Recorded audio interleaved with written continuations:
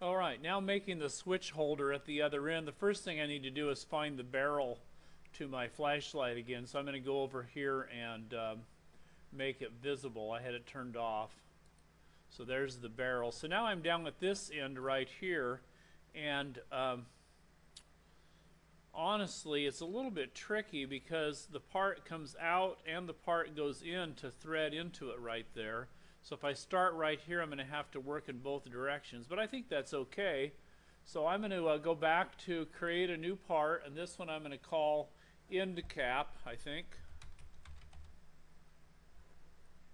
And I'm going to start right there, and I'm going to project the or am I? No, I'm going to draw a circle here.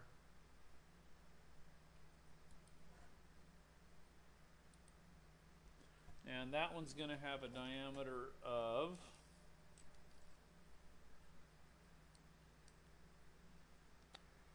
1.120. It always makes me feel like I'm close when I can look at the dimension where I was already in the sketch and I'm that close, 3/1000ths away. It makes me feel like I'm probably doing things right. I'm going to go ahead and do the inside at the same time. No, I'm not either, because there's an issue here. The inside hole depth does not follow the outside hole depth at all. If you had the part in your hand, you could see what I meant. So I'm going to finish, and I'm going to extrude that thing as a solid, coming out 0.287. And then I'm going to do a hole through the center here. And it'll be a concentric hole on here. Then it says concentric reference. I can touch the edge, and now I need to give it a diameter. So I'm going to come up with 0.708, 708 thousandths. So there's that piece going that way. Now I'm going to turn the barrel's visibility off again. Let's come around to the other side here. And from here, I'm going to go another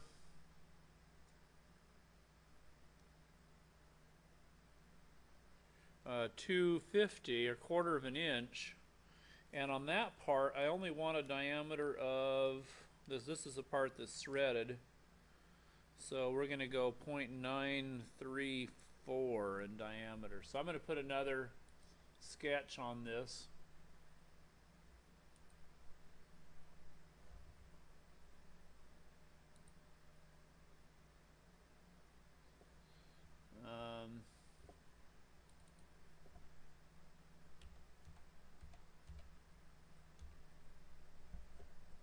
Hope I'm editing the right sketch. I'm not sure. I wasn't. I'm going to undo that.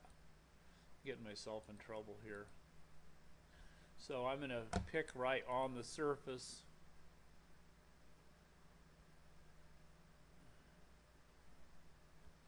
No, I've got to go to new sketch. It's going to mess me up. New sketch. Here we go. Okay, now I can draw my circle. What it was trying to do was change that original sketch that I used to go the other way with, and it would change my part size. That'd mess me up here.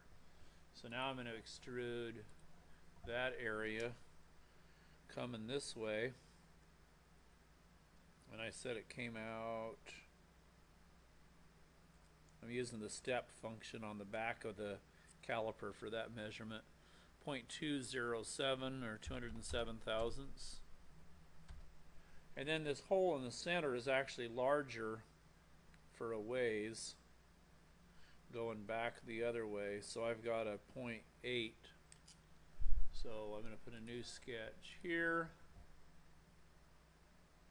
No, that's not necessary. I can just do it as a hole. Let's see if that'll work or not. Hole. This will be interesting.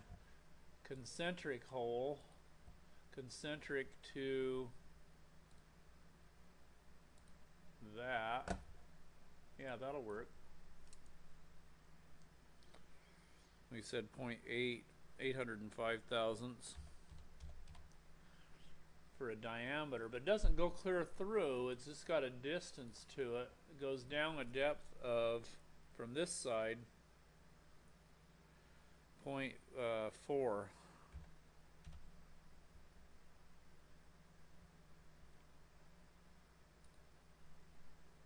That looks pretty good.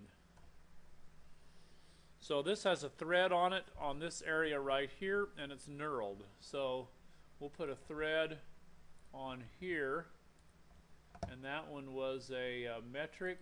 We decided 24 by 3. I can't remember what the other thread was I picked up. I think that's right. It was either a 24 or a 25. If it's a 25, I'll need to come back and change it.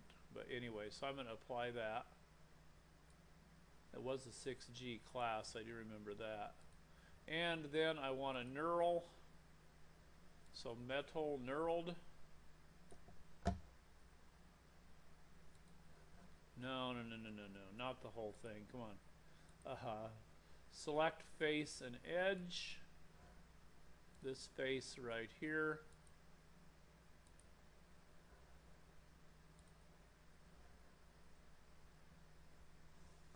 Well, this could be a problem.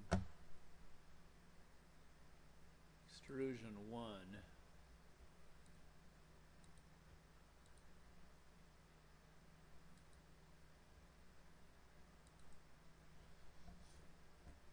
Metal.